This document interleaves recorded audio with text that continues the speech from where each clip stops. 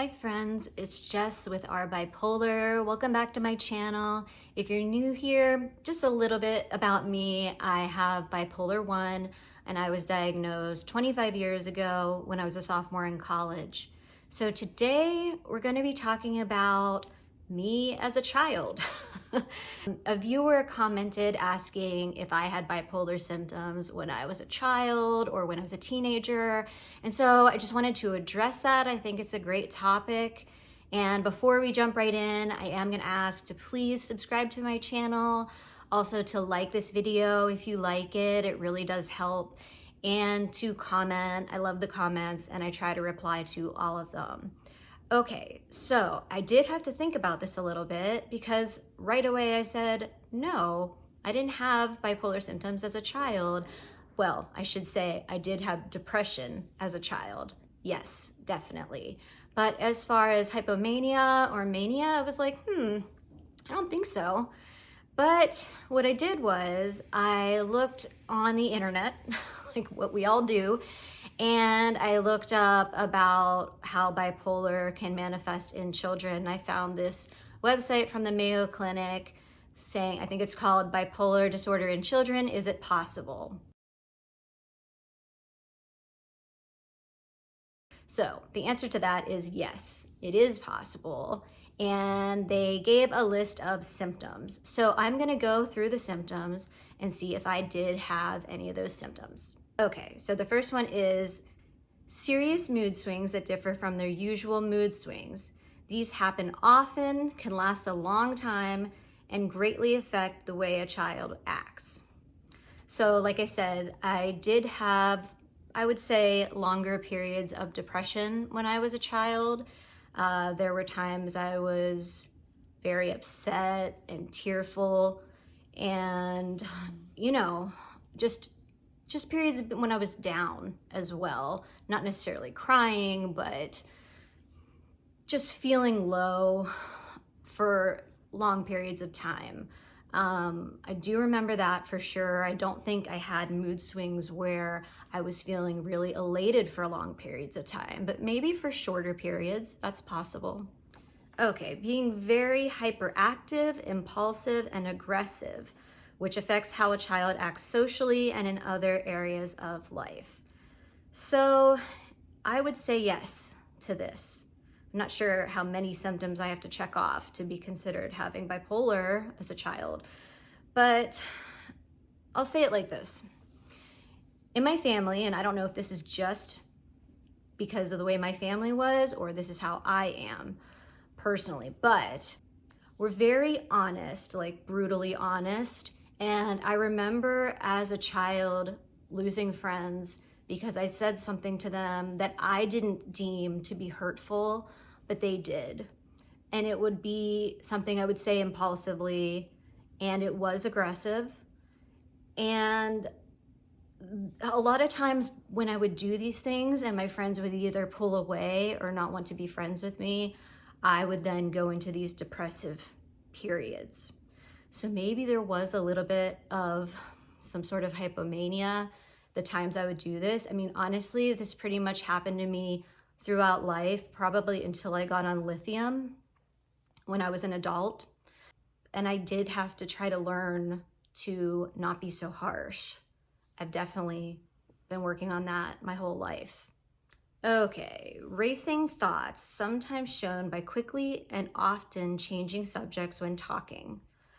I really don't remember having racing thoughts as a child or a teenager. Risky and reckless behaviors that are out of character, such as having frequent casual sex with many partners. Other examples include alcohol or drug misuse or wild spending sprees. Well, I was doing none of these things as a child, that's for sure.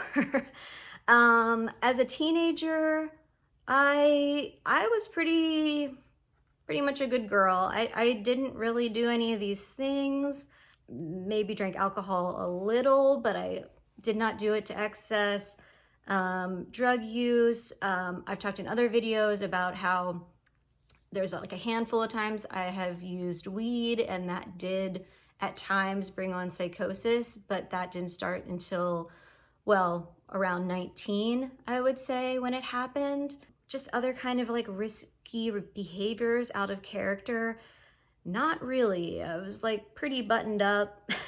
Like, I don't think this really fits for me. Oh, and when I was diagnosed, I was still technically a teenager. I was 19, and there's a couple videos where I've talked about that. So I will link those down in the description. And also, if I haven't said this, I will link the website that I'm referring to right now.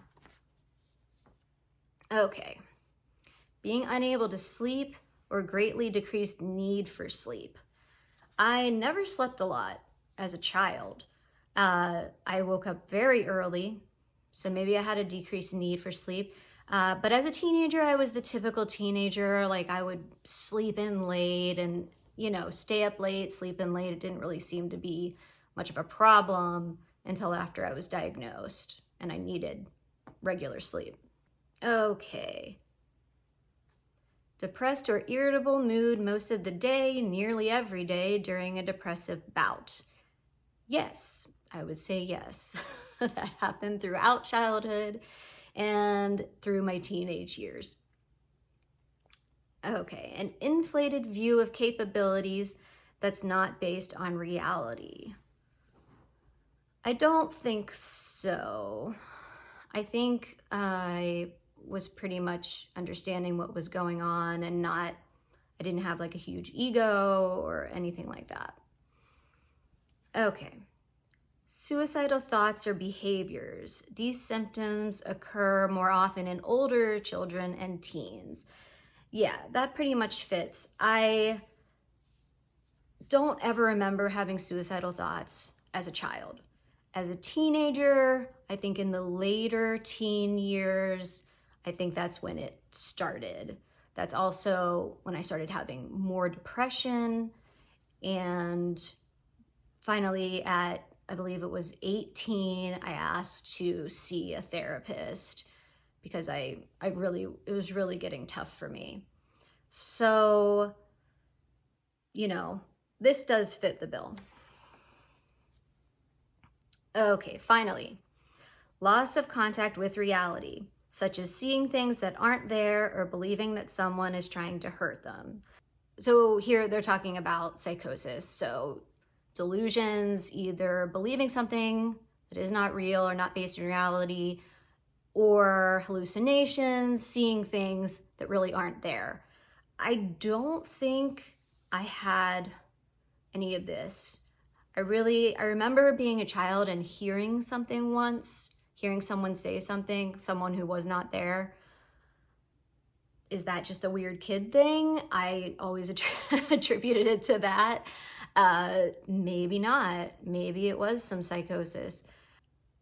There's one incident that isn't really listed here in the symptoms, but I remember vividly that I would say there was something going on there. So I wasn't extremely young, but I was probably maybe around 12 years old, I would guess.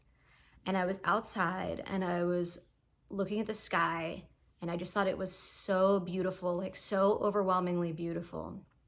And without realizing what I was doing and that, you know, I was outside, people could see me where I lived. We lived in like a normal suburban neighborhood. I started spinning around with my arms reaching out and just like screaming, like, I love it. It's so beautiful. I love the sky, like things like that. It felt like it went on for a while. I mean, I'm hoping it didn't, but I believe it went on for like at least 10, 15 minutes, something like that. And I remember just feeling this ecstasy, like a feeling I hadn't felt before, which is how I've often described when I've had mania when I was older. And I remember going inside. Obviously my family, some of them at least, saw this or heard this. And I remember one of my brothers said something about it, like making fun of me in some way, which, you know, I get it. And my mom sort of like quieted him and said, don't do that, or, you know, something. But anyway, that is an experience that I've never understood, and like what was going on in my head. And maybe I was older. I'm not quite sure of the age, but that is something that I think, like, was I in hypomania? And I probably could have been. So, I mean, according to this list, so there's 9 symptoms. I said yes to, I think I technically said yes to 6. Now, the website doesn't say, you know, how many you need to tick off to have had bipolar in childhood, but, you know, at least we're talking about it, and we're figuring out if a child could have it, and it is definitely a possibility. So that's all I have for today. Thank you for watching this video, and I'll see you in the next one. Bye.